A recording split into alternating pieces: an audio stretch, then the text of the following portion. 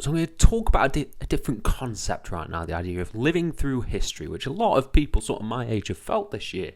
So I felt watching this show that I was living through history, because not only did I witness one of the greatest wrestling tag team matches potentially of all time, but the fucking Prime Minister resigned. Two things to be happy about.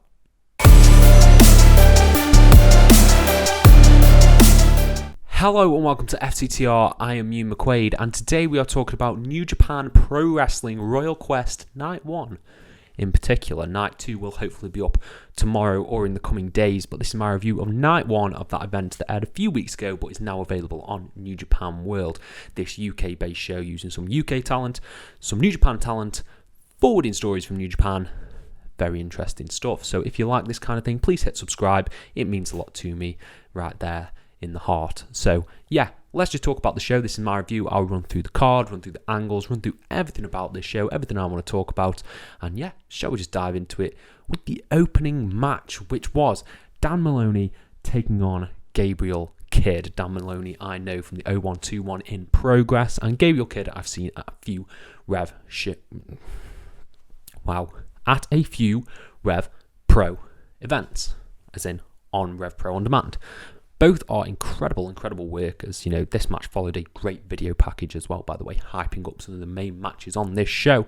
And yes, the opening match was an absolute banger because they hit each other really hard. It was sort of this very hard-hitting, fast-paced match. Started with a lot of chain wrestling and reversals, but then that just escalated further and further into just hard-hitting, strikes. Hard-hitting strikes, hard-hitting grapples, a huge brainbuster from Gabriel Kidd, and just there was no sort of heel-face dynamic in this. It was just two really over guys with the British wrestling scene hitting each other really hard in a cracking opening match. Dan Maloney hit this incredible foot stomp. It was like Finn Balor-esque, but it made a really sick, that noise. And Gabriel Kidd eventually overcame Dan Maloney with a pile driver for the win. Gabriel Kidd, strong winner. I'm excited to see where he goes from here, doing more stuff at Rev Pro, more stuff in New Japan. Interesting to see if any, AEW comes a calling, WWE comes a calling to pick up either of these guys, because they will be a great get.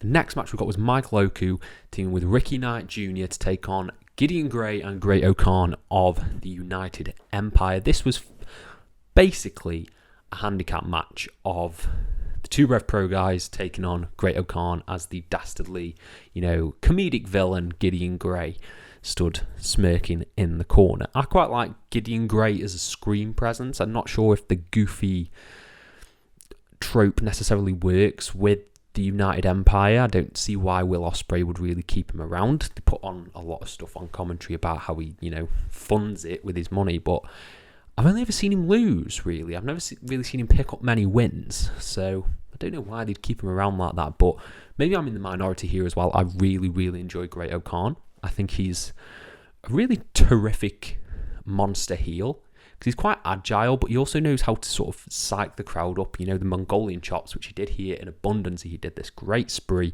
where he was just nailing Knight and Oku with these chops, and it was just insanely satisfying to watch. But he's also quite good at selling. But this match was fundamentally designed to put over Ricky Knight Jr., because Ricky Knight Jr. is the current Rev Pro Undisputed British Heavyweight Champion, and he looked great in this. He had a really great double Samoan drop on Gideon Grey and Great-O-Khan. He had the hot tag spot while Michael Oku was being worked over by Great-O-Khan, and it just escalated with insane move after insane move. He went 450. There was a huge frog splash from Michael Oku for a great near fall, but it was Gideon Grey at the end of the day who cost United Empire the match. Ricky Knight Jr. got him up in a sit-out pile driver kind of thing. And yeah, good night driver. Gideon Grey cost United Empire again. He can't be long for that faction, surely. But this was a great match to put over Ricky Knight Jr. Ricky Knight Jr. is fantastic. Michael Oku is fantastic. Great-O-Khan is fantastic. And Gideon Grey is the perfect comedy guy to be taking these losses. I just don't know if he fits necessarily with the United Empire. Then we got a women's tag team match. We've got Ava White teaming with Alex Windsor to take on Kanji and Jazzy Gabbert. Jazzy Gabbert I haven't seen since NXT UK. Oh my God. I didn't know she was still wrestling, to be honest, but she looked great in this match. This match was actually really, really fun. There was some really inventive spots. A pop-up powerbomb from Alex Windsor on Kanji looked really great. And they were also telling the story, this is sort of a Rev Pro story of Alex Windsor and Kanji, because Kanji has the Southside Wrestling Women's Championship and Alex Windsor has the Rev Pro Women's Championship. They're going to unify them at some point. And then Ava White is facing Jazzy Gabbert on night 2 of Royal Quest in the quest for the IWGP Women's Championship. So there are a few stories that were furthered in here. I actually really enjoyed a lot of this. I think it was a really solid women's match. Kanji showed a lot of fire in this. She was presented better here than I feel like she's presented in Progress. She's a bit more timid in Progress, but I think she had some incredible fire and incredible, athletic moves. Sort of the run over springboard stunner from the corner. It's like a sliced bread into a stunner. Looked great. I can't remember seeing that before. And her offense was just really good. She's the one who stood out to me the most, mainly because she's the one I've seen the most watching Progress. And that sort of dynamic there, the shift was really interesting. But it was Alex Windsor who picked up the win by pinning Kanji, setting up their match further down the line at Rev Pro, whether it be the show in December. I'm not sure where they're having the match, but very exciting stuff right there. And a good tag match this. Then we got El Desperado teaming with Zack Sabre Jr., teaming with Dookie, taking on Hiromu Takahashi, Sanada, and Tetsuya Naito. It is basically Suzuki-gun taking on, I can't ever say it, Los Ingobernables Japan.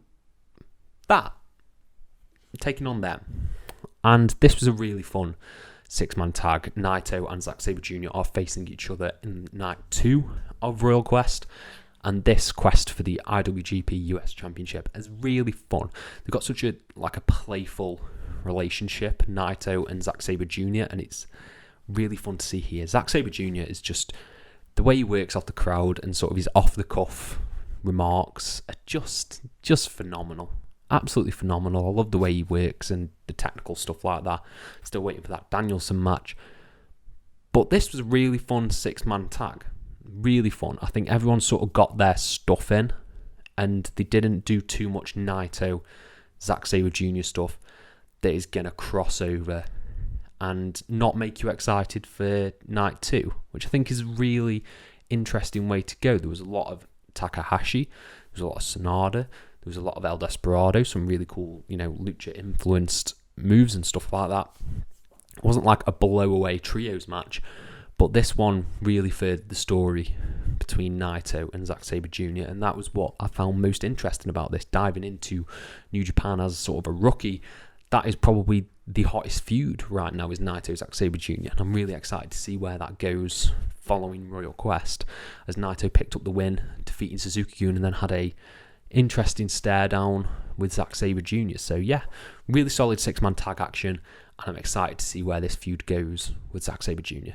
Next match we got was Bad Dude Tito and Zack Knight taking on Ishii and Kazuchika Okada in a tag team match. Now this was supposed to be Jonah in the space of Ricky Knight, but due to Hurricane Ian, I think it was called Hurricane Ian.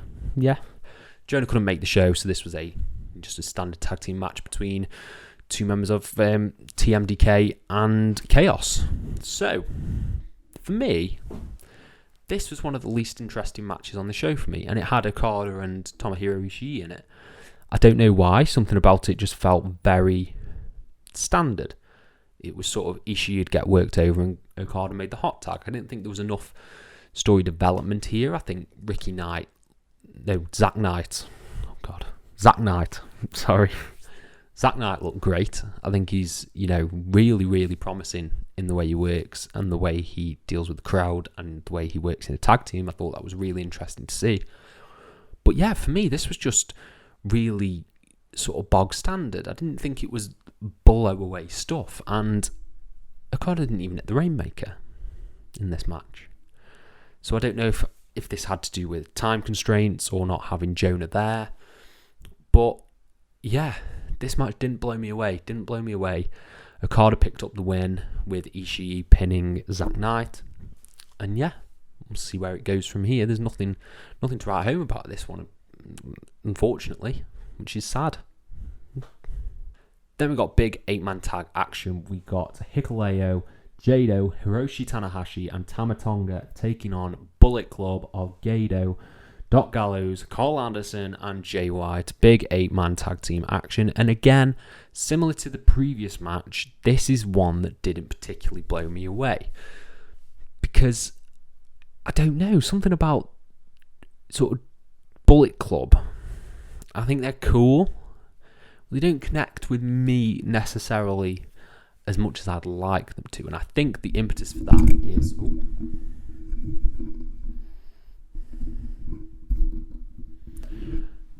And I think the impetus for that is Jay White. For some reason, I'm just not on board with Jay White. He doesn't do it for me. And therefore, him as the champion going up against Tama Tonga and the turn with Hikuleo. I think Hikuleo is really promising. I think Tama Tonga's really, really great as a single star as well. And the Gorillas of Destiny as a unit is really cool. But yeah, something about this just didn't sit right with me. It didn't connect the way I wanted it to. I can't remember a lot of the spots from this, unfortunately, apart from a really neat spot where Jay White choked out Tama Tonga like through the guardrail. I thought that was really cool.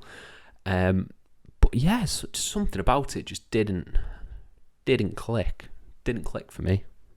And then in the midst of it, the way I would have had it, because this was leading into Declaration of Power has now happened.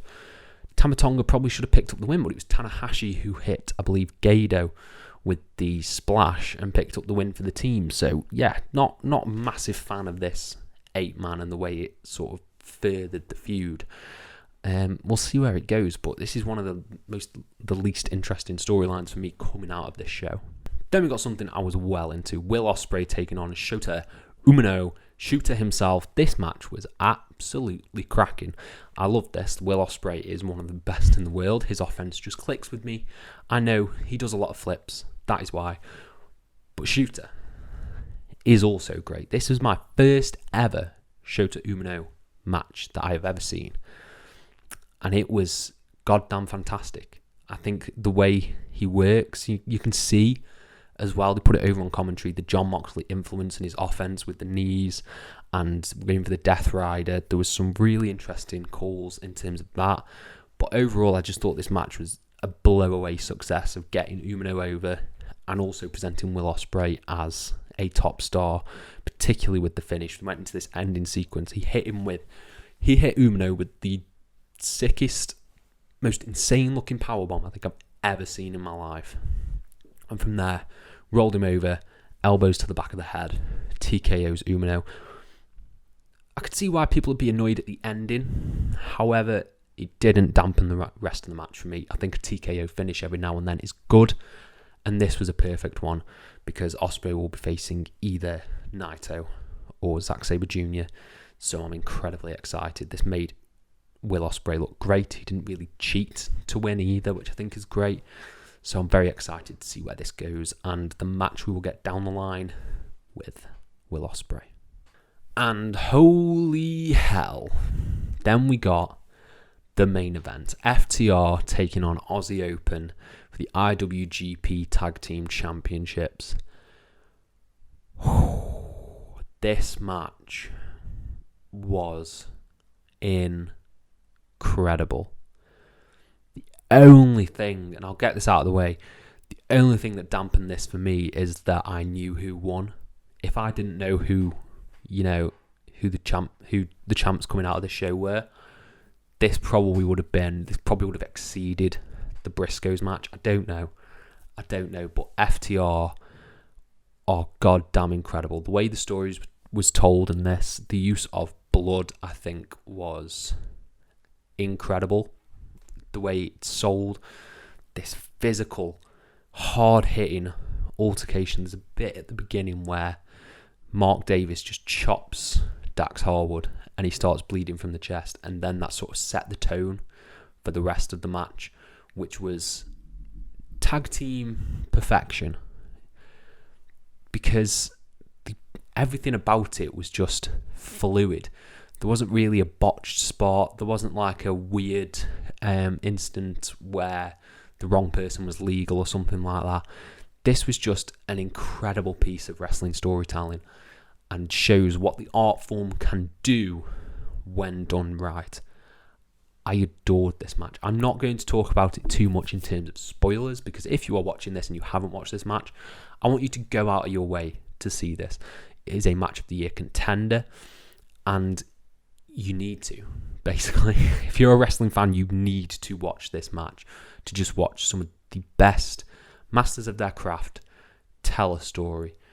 Some of the spots I absolutely love. The dual sharpshooter and Kyle Fletcher just smacking Mark Davis to get him not to tap was fantastic. There was a near fall where Cash Wheeler just yeets Kyle Fletcher onto the other two who are doing the pin, and it was just near fall after near fall after near fall, and it was eventually just the big rig that put away Aussie Open. One big rig, and FTR retained. It was fan-fucking-tastic.